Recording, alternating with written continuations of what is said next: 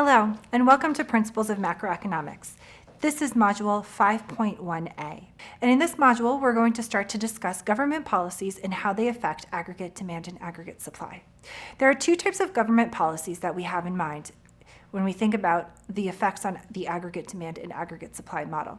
The first is fiscal policy, and fiscal policy is related to the direct change in government spending and how it affects aggregate demand.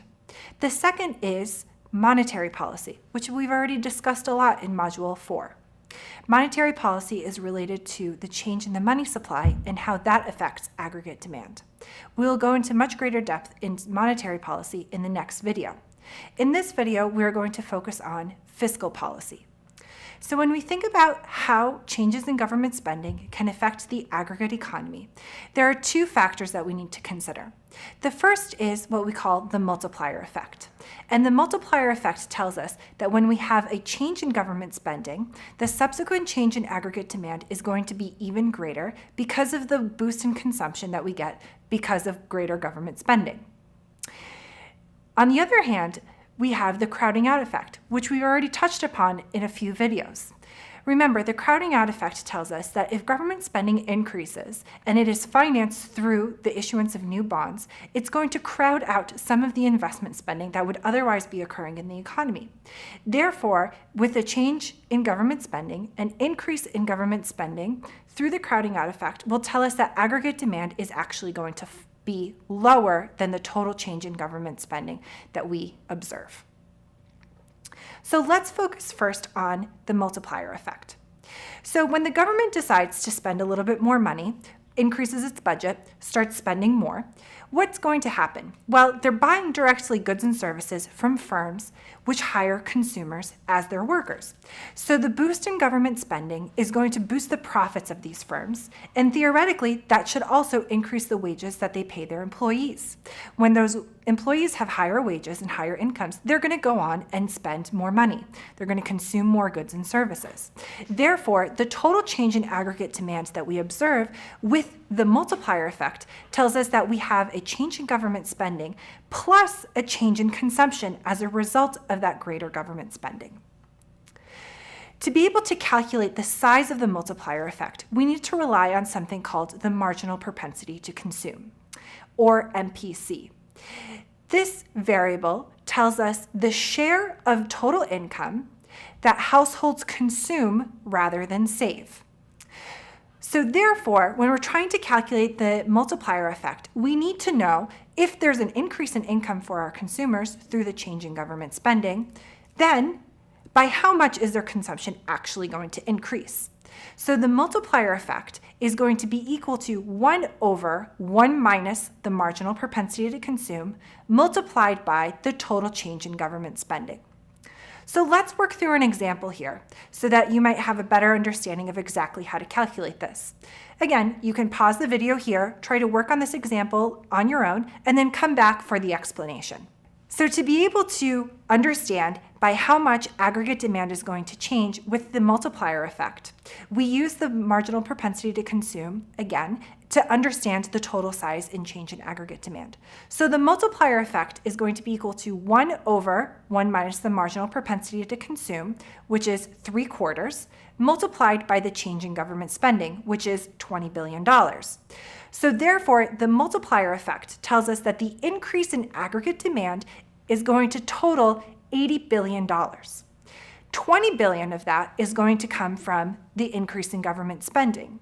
The remaining $60 billion is going to come from the boost that comes from greater household spending on consumption goods. So the multiplier effect is telling us that yes, aggregate demand is going to increase when we have an increase in government spending, but the total shift in aggregate demand is going to be greater than the change in government spending because we get that extra boost from consumption. On the other hand, we have the crowding out effect, which I already mentioned in a few videos in the past. Remember, if the government is increasing government spending and financing that boost in spending through new bonds, it's taking some of the loanable funds that would have otherwise gone to businesses and are now being allocated to government bonds. So therefore, they are crowding out investment spending. So the crowding out effect tells us that the shift in aggregate demand is going to be smaller than the total change in government spending, because the change in aggregate demand is going to be the combination of the change in government spending plus the change in investment. The change in government spending is positive, whereas the change in investment is going to be negative. Again, let's work through an example here to understand specifically how this works. Now, let's assume that we have an increase in government spending by $100 million. And the government is financing this boost in spending by issuing new bonds. When it issues new bonds, we know that the interest rate is going to fall as savers put more of their money into government bonds that were previously in the loanable funds market.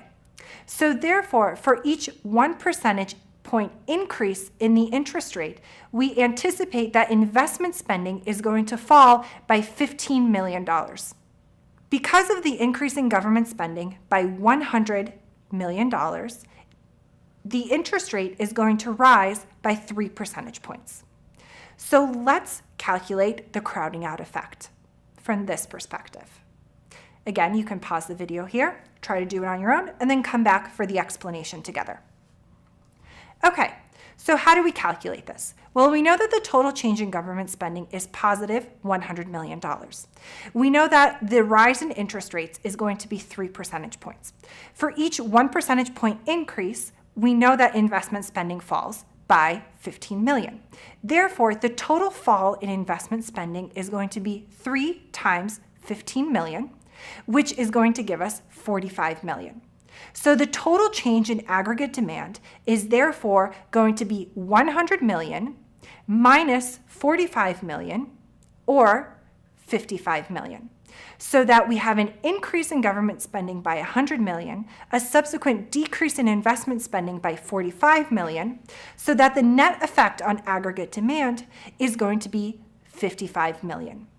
Aggregate demand still increases, but not quite as much as the increase in government spending. So what have we learned in this video? Well, we've learned a lot about fiscal policy, specifically how changes in government spending can affect the aggregate demand and aggregate supply model. Because G is a component of aggregate demand, any changes in G are going to directly cause a shift in the aggregate demand curve. We know that the size of the shift in aggregate demand is going to be driven by the size of the multiplier effect and the size of the crowding out effect. Now, it is possible for both the multiplier and crowding out effect to occur simultaneously, and in many cases they do. Which one is stronger is going to determine the total change in aggregate demand. Thank you so much for joining me in Module 5.1a.